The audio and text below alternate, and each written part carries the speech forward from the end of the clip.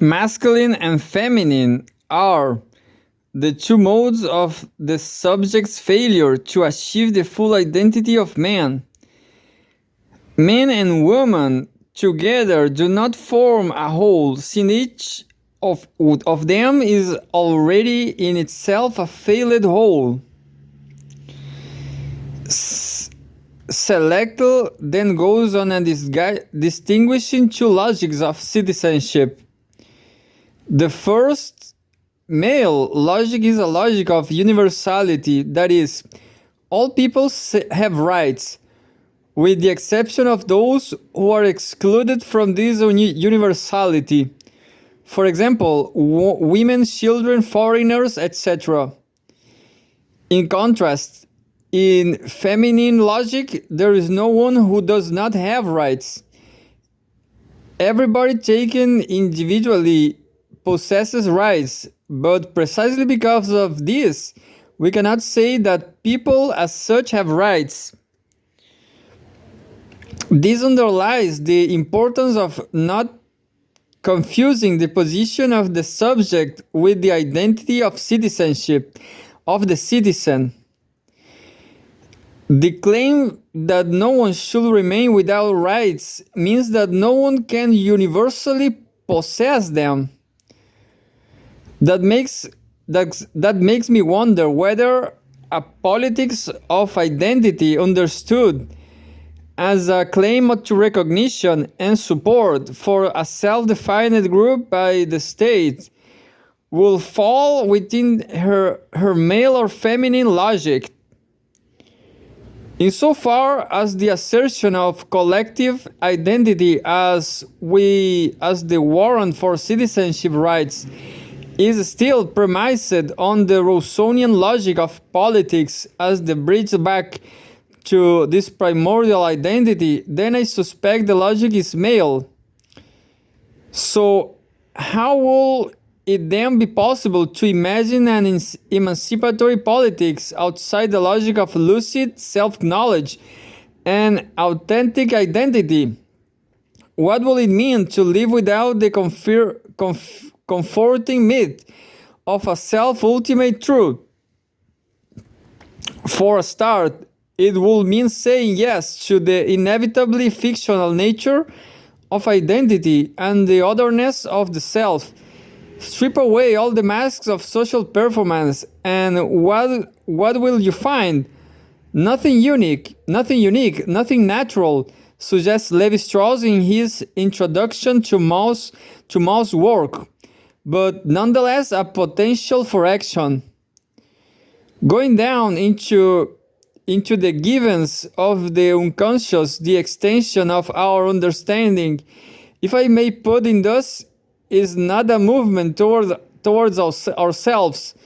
We reach a level which seems strange to us, not because it harbors our most secret self, but much more normally because without requiring us to move outside ourselves, it enables us to coincide with forms of activity which are both at once ours and others. In this light, emancipation will not be the recovery of liberation of the true self, but an uncanny sense of the self as contingent. This is the experience of freedom which Gianni Vattimo applied defines as a continual oscillation between belonging and disorientation. It embraces the historicity and finiteness of subjectivity, and yet it is genuinely freedom. Vattimo quotes Nietzsche: "It is the freedom of continuing to dream knowing one is dreaming." The citizen and the monster. What is the relationship between the citizen and the man about town? Distant kindsmen linked by a bond of affection.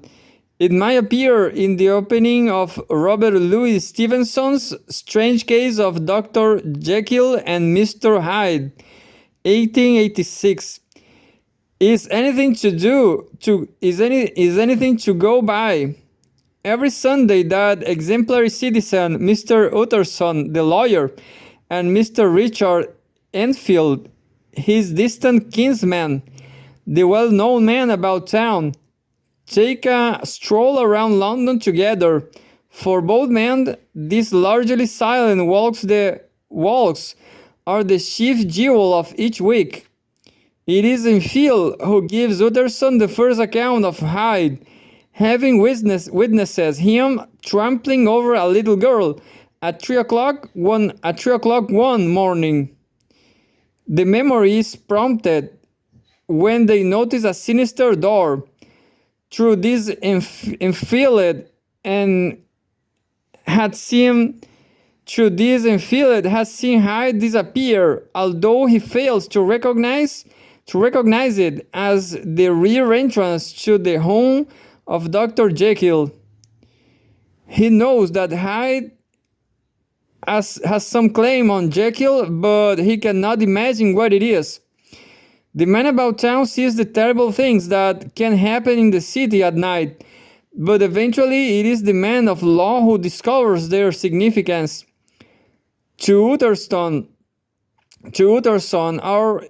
are entrusted the documents which allow the story to be told, and it is eventually he who breaks down the door to Jekyll's laboratory to confirm the dreadful truth. That secret is, of course, Jekyll's non-identity. This doubting of the self suggests a less sanguine perspective on the relationship between the citizen and the man about town. The split is not between the good Jekyll and an evil Hyde. Hyde is wholly evil, it is true, but for Jekyll he embodies the wish to act the man about town more than a respectable doctor can allow himself to do. The worst of Jekyll's youthful faults had been a certain impatient gaiety of disposition, such as has made the happiness of many, but such as I found it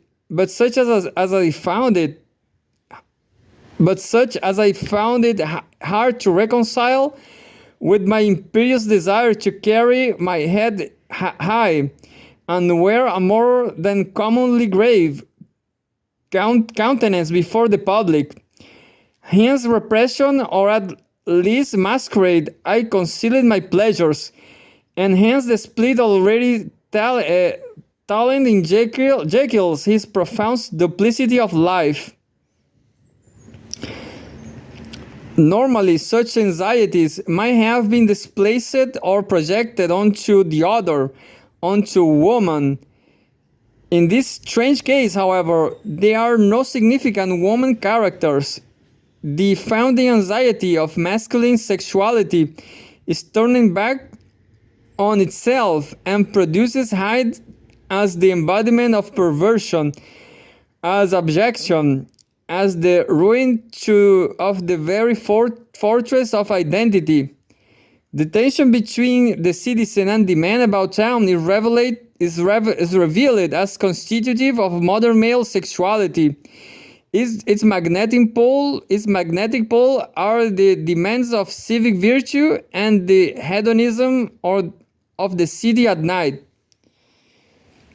20 years or so after Jekyll and Hyde, in the same year that Loss commented on the defensive masquerade of modern men's clothes and Simmel wrote his essay of fashion, Freud published Civilized Sexual Morality and Modern Nervous Illness, 1908.